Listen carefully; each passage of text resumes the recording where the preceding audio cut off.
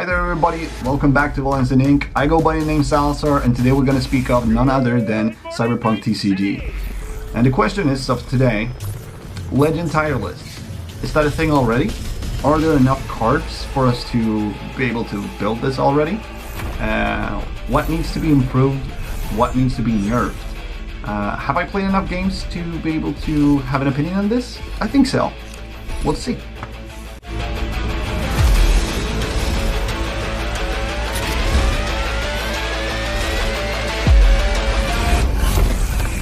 Alright, so for the tier list that I have made, I have played all of these cards, just to point out, and I have played them in all the different orders as well, with the color restrictions and everything that would work together. So I'm going to start off with the color red of the Legends, and I'm going to go with the first one, which is V, the Street Kid, the male version. He has one of the best effects there is out there, go solo, but there are plenty of them, I'll say. He costs 4 to play out, and he has 3 in power. The defeat effect itself, yes, it trashes top 3 cards of your deck and then gets you to pick a Brain Dance and add it to your hand. Are there enough Brain Dance cards now? I don't think so. For future though, he is like any other TCG, a very aggro perspective. You can get this on turn 2, or even turn 1, basically. No, actually, turn 1 is kind of impossible, to be fair. But you can get him on turn 2, and going second, being able to do this immediately or first, just gives you a momentum in the swing of the early gigs. But as of right now, I would put him in a C tier, because there are enough blockers that cost 2 that you can play immediately. So if you know what you're up against, if you played 1 out of the best of 3, I think this guy falls off quite immediate, in my opinion. Then I am moving on to Royce. This is a sleeper actually. He has the go solo effect as well, costs 6, has 2 in RAM, as most of them have, but his legend effect, not only being go solo, is that during your turn the legend gets +2 for each equipped gear. Yes, it is only during your turn, but your equipped gear gives at all time. So even if he only starts at 6, and if you have an equipment that doesn't really give you any pluses, I still think that this card is kind of impossible to like deal with at the moment. But for the sake of the argument, he costs 6. Yes, it is quite late. Will he have enough space to clear out your board? Most of the cases, yes. But there are plenty of cases where you haven't been able to reveal him and you need to play him on the curve, which is not easy. And the only pair he works well with, as of right now, is yellow, because of the low cost gears and the gears that lets you peek on your legends to be able to get the right one in the sequence of the curve. But because of that, you have to also pay 2 to reveal, then pay 6 to play. I will put him in B tier. I love this card, I've had so much fun with it, but we need more stuff to know about where our Legends is at to be able to put him better than that. So B tier it is. And then we have Yorinobu Arazaka. This card, this is S tier, straight off. Like, getting this first turn, and then you get your Arasakas out, even if you don't have street cred, the best thing in the game is going through your resources. So this just automatically lets you do that every turn, each time you attack. And no, at the end of the day, like when you have enough street cred, you basically just draw. Every time you attack, start to turn, draw. So as of right now, he is 100% S tier. I don't like the corpse to be S tier, but here we are. It's just like the game itself. So that is moving on from the red ones. We are going to be moving into my favorite color, which is yellow. And why I like yellow so much is because you can really go through your deck quite immensely because of the effects that are within yellow and the legends themselves. But I'm going to start off with Dum Dum. Yes, Dum Dum is my favorite legend so far because I do like to play gears. And yellow has a lot of low cost gears, and I think in the future that will probably still be a thing. And just the fact you make the call on him and you defeat a friendly gear, you draw 4 cards, but otherwise you draw 1. So even if you make the reveal and you miss out and you haven't been able to check with your gear that lets you peek on the legends, sure, you still draw a card, right, for revealing him. So he is going straight up into A tier, only because it's 2 for 1 if you don't have a gear, but it is 2 for 3 plus, because you draw 4 cards, and you need to just remove 1 gear on a friendly unit. But yes, no, this is by far the best yellow out there now, and yeah, I'm putting him in A tier for sure. And then we're going over to the next yellow legend, which is River Ward. River Ward is pretty neat. Nothing really that special. You call him, you still get to draw a card, so it's always nice to be able to flip him. And you have the effect that when your units attack, you can tap it and choose a gear from your hand that costs 2 or less, and you basically just equip it for free. This is okay. I think that as of right now, if you're running mono yellow like I like to do, he benefits from the call to draw a card. Anything else than that right now, not really a lot, because you want to do so many sequences. Well, basically after you attack, you want to do so many things after which you can't right now. So I am going to comfortably put him in C tier, actually. And then we're moving over to last yellow, Victor Vector. Sit down and relax. So he has the flip effect. So immediately as he gets flipped, you can search the top 5 cards of your deck, and then you basically, for up to 2 gears that cost 2 or less, less each, you basically just reveal them and you add them to your hand and shuffle the rest in. So, yet again, search, order, goal is gear. This guy works insanely with Dum Dum. They are the wombo combo that I like to play together, and you want to be able to do basically in Victor and then going into Dum Dum. Or if you've already been able to see anything from your legends, because you'll be able to peek out of gears and stuff, you go Dum Dum then Victor. But no, he's pretty damn good, I'd say. So he is going into B tier, because on his own, not that much. But with Dum Dum, he is right up there in B tier. And then we're moving away from yellow, sadly enough, and going back into a bit of more corp vengeance. We have Goro Takamura, the guy, the legend himself. He has the go solo, and he's a blocker on top of that. And he costs 5, but he is a 7 body. Not really much to say here. He's overall quite good. Do I feel that it's enough when he has blocker with the go solo? Do the other go solo characters have kind of a better interpretation towards the game? Well, this is more if you're playing a defensive stake, and you can use him as an aggressive stake as well. So overall, I think he is pretty solid towards the green setup. So I would put him comfortably in B tier with Victor Vector, just because that you need to play a specific type of deck to utilize this in the best of behalf. And then we're going over to Goro Takamura again, but the other one, the Vengeful Bodyguard, which has the call effect. Ready this legend. And when a rival unit attacks, so this is on your opponent's turn, you can tap it.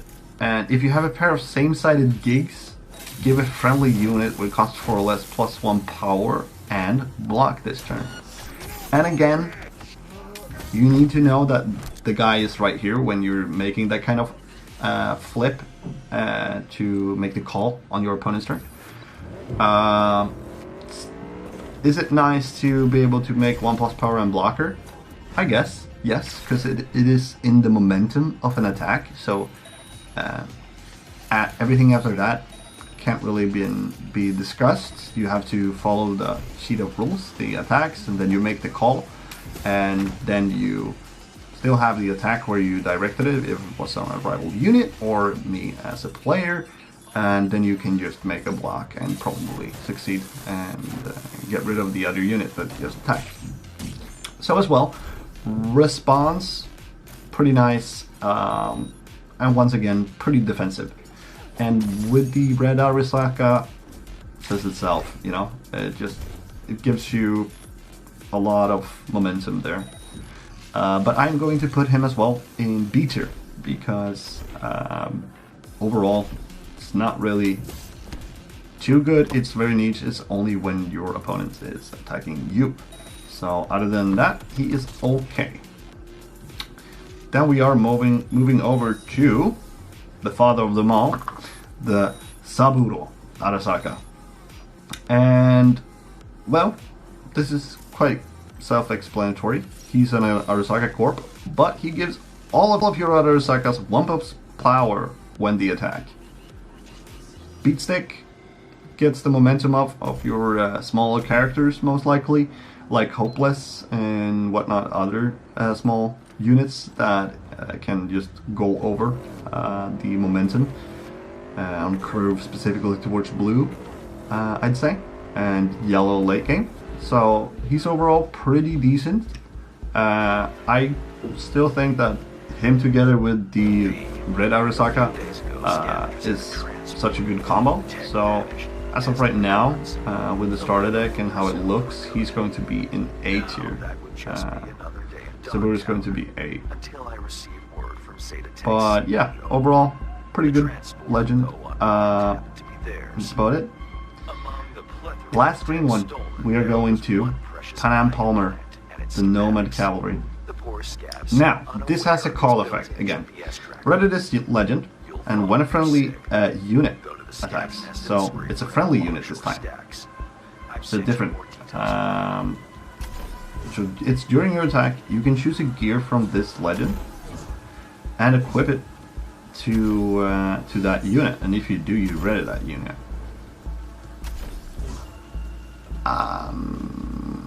I'm not sure. I'm not really sure right now. In future, maybe, because if you can hover, just being able to re-equip equipments that is out there might be a thing, specifically gears.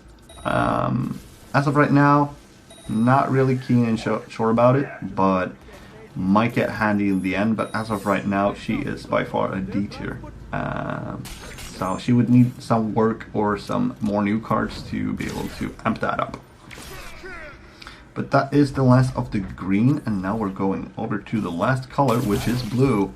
And let's just start it off immediately with V Corporate Exile. V Corporate Exile is 5 costs, and she goes solo, but she hits for 8. Like this is a mountain. Getting this on the curb. And she gets out, she annihilates everything. She is one of the best answers to the Arasaka crew right now. I would comfortably say that this girl, even if she's a vanilla, by just the going solo effect, she is by far at A tier immediate. She can take out anything on the curb, and yeah, no, just a solid pick. So if you're playing blue, I would not leave V out whatsoever. And then we are moving over to Atlas Cunningham, the Soul Killer Architect. Merc Netrunner, and this one goes solo as well. And it costs 6 to play, has 4 in power. But when this legend steals a gig, you may remove this legend from the game, and if you do, you can choose a program from your trash and play it for free. Now, are there enough programs that are good as of right now? Possibly. If you would pair blue with yellow, or some of the low-cost green ones, yes, it is worth it. But the 6 costs itself to be able to do this, not so sure right now because of the 4 power. It is late enough in the game to be able to play this out, because it would be in turn 3, and that means that you already needed to play or trashed a program somehow, or played a program somehow to be able to utilize this twice. So do I think this is good? Future holds the question here, and I'm going to put her in C tier for now. I do see the potential, but I don't think we're there yet. Moving on to the next blue one is Evelyn Parker. Beautiful Enigma. She has the call effect that decreases her rival gig value by 3, and this is actually good. So I've talked about in the future that gigs doesn't really matter when you roll the die. Most of the time, no. But specifically for corpse, I would say they matter so much. So if you're playing against corpse whatsoever, Evelyn Parker is your pick. She can actually devastate the vulnerability of the Arasaka guy who needs 20 street cred to be able to use to draw cards each time they are attacking with an Arasaka unit the first time. Sorry, not each time. Do I think this is good? Yes, I do. And then you can also tap her to search the top 3 cards of your deck for a brain dance program and then add it to your hand. So you play 2, you make the call, you can decrease a gig, and you can tap her by yourself to play to search the top decks for a brain dance program. Yeah, this is real good, and we will probably be seeing more brain dance programs coming up in the future. So this is going to be one of the good ones. I'm putting a big bet on it, but I am going to say Evelyn Parker is S tier, 100%. Moving on to the next blue one, which is Jackie Wells. The first time you play a blue unit or a blue gear each turn, you may increase a gig by 2. Then if it is at max value, you may draw a card. This has goods and bads in it. If you're playing against corpse that needs 3 cred, once again, not really nice to increase your gigs, because they will steal them and they will have enough creds to be able to use all of their effects. But sure, if you're being able to utilize this good enough, you get to draw cards. But for what cost, I would say. So if you're not playing against an Arasaka, sure, go ahead, do it. If you're playing against an Arasaka, I would think twice. Because I have many times ended up with this guy just like trying to push to search even further for more cards, and then they just basically steal that game because I maxed it out. They took it, now they have over X amount street cred, and it becomes more of a flaw. But as saying, it's the only Jackie Wells we have right now. I'm seeing futuristically this guy is going to be a lot better, but I would put this guy in the C tier for now.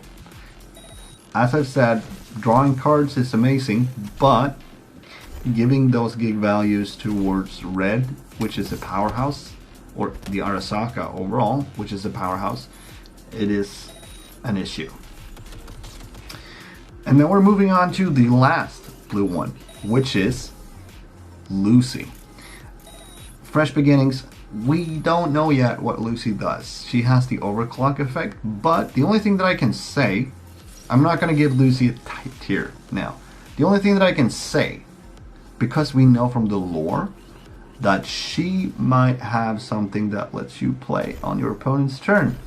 And I think we're speaking about programs, because all we know from like the series and how the game is, overclocking is basically the hacks, which gets buffed somehow. So I'm thinking of programs and not gears for this to actually work, but who knows? Weirdo might have another plan for this kind of experience, but we will see in the future. But these are the tier lists that I've made so far, and what do you think of the game? Have you tried them all? Maybe you should try them all. Do you think that Red Arasaka is a powerhouse or not? I am still gonna play yellow because I love Dum Dum. I'm going to play Dum Dum at all times. But tell me what you think, and if you have any other ideas towards what is good with what, holler at me. Give me more information. Thank you everybody, and I will see you in the next one.